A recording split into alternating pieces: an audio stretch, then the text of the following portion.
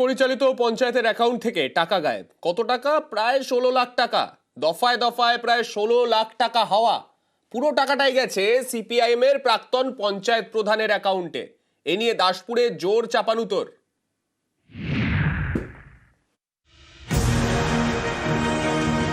পশ্চিম মেদিনীপুরের দাসপুরে রানীচক গ্রাম পঞ্চায়েত বিজেপি পরিচালিত এই পঞ্চায়েতের অ্যাকাউন্ট থেকে প্রায় 16 লক্ষ টাকা গায়েব। এই বড় অঙ্কের টাকাটাই গিয়েছে এই পঞ্চায়েতেরই সিপিআইএম এর প্রাক্তন প্রধান রীতা সামন্তর অ্যাকাউন্টে। এ নিয়েই শোরগোল। বিষয় সামনে আসতেই পঞ্চায়েত অফিসে বিক্ষোভ দেখান স্থানীয় তৃণমূল নেতা কর্মীরা।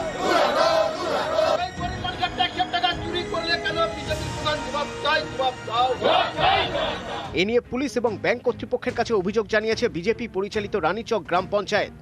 6 বছর আগের পঞ্চায়েতের প্রধান রীতা সামন্তের অ্যাকাউন্টে গেছে টাকাটা। উনি লিখিত দিয়েছেন ব্যাংকে যে উনি টাকাটি আজকেই ফেরত দেবেন।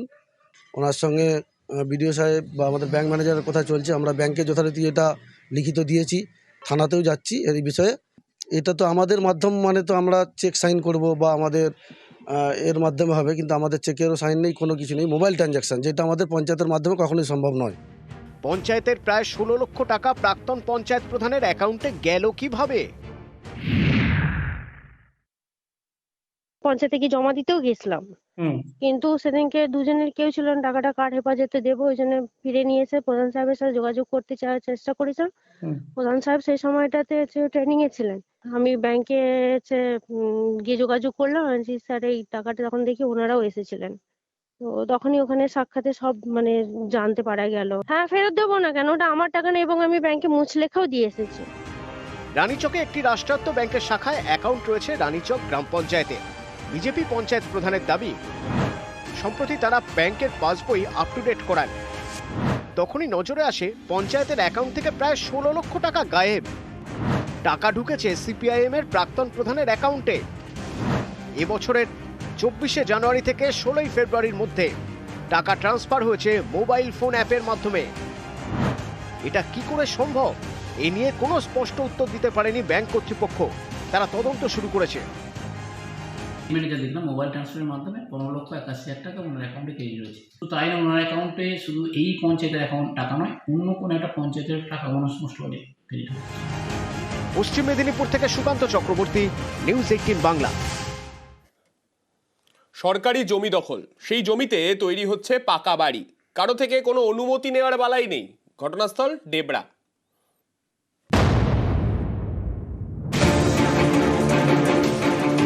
পশ্চিম মেদিনীপুরের ডেবরা, এখানকার ভরতপুর 2 নম্বর গ্রাম পঞ্চায়েতের ভগবানপুরের গা ঘেঁষে গিয়েছে রাজ্য সড়ক। পাশেই সরকারি জমি। এই জমিরই একাংশ বেমালুম দখল হয়ে গিয়েছে। অভিযোগের আঙুল এলাকারই বাসিন্দা ভোলানাথ বাড়ুইয়ের দিকে।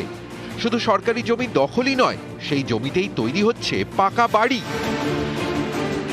স্থানীয়দের দাবি, ভোলানাথকে বারবার বারণ করা হলেও তিনি শোনেননি।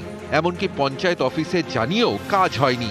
এবার ডেবরার ভূমি ও ভূমি রাজস্ব দফতরে অভিযোগ দায়ের করা হয়েছে। ওখানে যে পাকা বাড়িটা হচ্ছে, ওটা কিন্তু আনলিগাল ভাবে পাকা বাড়িটা হচ্ছে।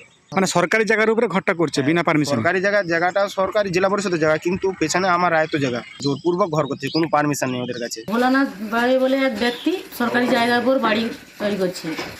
বিএলআর একটা দরখাস্ত পড়ে, সে তার কপি আমার কাছে একটা আছে। তো বিএলআর সাহেব আমাকে বললেন যে এটা খোঁজ নিয়ে দেখুন। এটা কি পুরোটাই সরকারি জায়গা? হ্যাঁ, পুরোটাই সরকারি জায়গা। কর্তৃপক্ষকে জানানো হয়েছে, ওনারা ব্যবস্থা নেবেন। যার বিরুদ্ধে সরকারি জায়গায় দখল করে পাকা বাড়ি তৈরির অভিযোগ, সেই ভোলানাথ কোনো প্রতিক্রিয়া দিতে চাননি। পারমিশন কি দিয়েছে অঞ্চল? অঞ্চলে পারমিশন আমাদেরকে কিছু দেয়নি। বাড়ি বানাতে লাগলে তো পারমিশন লাগে, অঞ্চলের পারমিশন লাগে। অঞ্চলে দিচ্ছে না, তাহলে বাবু কি করবো বলে? কোনো কাগজপত্র রয়েছে এই জায়গার উপরে? না, দেয় পাট্টা, কিছু সরকারি পাট্টা কিছু হয়নি। টেস্টটা দিবা।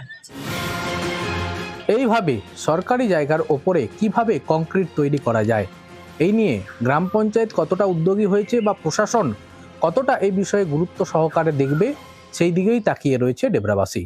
পশ্চিম মেদিনীপুর থেকে দিগ্বিজয় মাহালি, নিউজ 18 বাংলা। জলদাপাড়ার ছবি দেখাবো। জলদাপাড়ার নীলপাড়া রেঞ্জের অধীনে খাঁচাবন্দি হলো একটি পূর্ণবয়স্ক চিতাবাঘ। বেশ কিছুদিন ধরেই ওই এলাকায় চিতাবাঘের উৎপাত চলছিল বলে অভিযোগ সামনে আসছিল স্থানীয়দের তরফে। আতঙ্ক ছিল দলসিংপাড়া চা বাগান এলাকায়। অবশেষে বুধবার চিতাবাঘটিকে খাঁচাবন্দি করা গেল।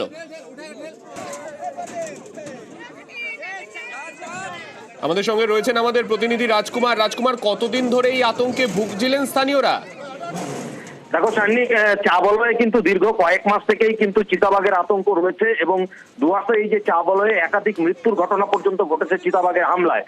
তবে যেখানে আজকে এই চিতাবাঘটি খাঁচাবন্দি হয়েছে সেই বন্ধ যে দলসিংপাড়া চা বাগান, সেই দলসিংপাড়া চা বাগানেও কিন্তু গত 7 দিন থেকে মানুষজন আতঙ্ক ছিল।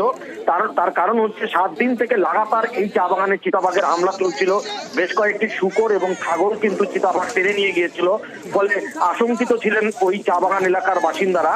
অবশেষে কিন্তু খাঁচাবন্দি হলো আজকে সকালবেলা দলসিংপাড়া চা বাগানের যে 6 নম্বর সেকশন, সেই সেকশনে যে ছাগলের টোপ দিয়ে বন দপ্তর একটি খাঁচা পেতেছিল, সেই ছাগল খেতে এলেই কিন্তু একটি পূর্ণবয়স্ক যে স্ত্রী চিতাবাঘ সেটি খাঁচাবন্দি হয়ে যায়। ইতিমধ্যেই কিন্তু এই চিতাবাঘটিকে জলপাড়া জাতীয় উদ্যানের নীলপাড়া রেঞ্জের বনকর্মীরা খাঁচা শুদ্ধ উদ্ধার করে নিয়ে গেছে এবং এটাকে প্রাথমিক চিকিৎসার পর আবার জঙ্গলে ছেড়ে দেওয়া হবে বলে জানিয়েছে বন দপ্তর।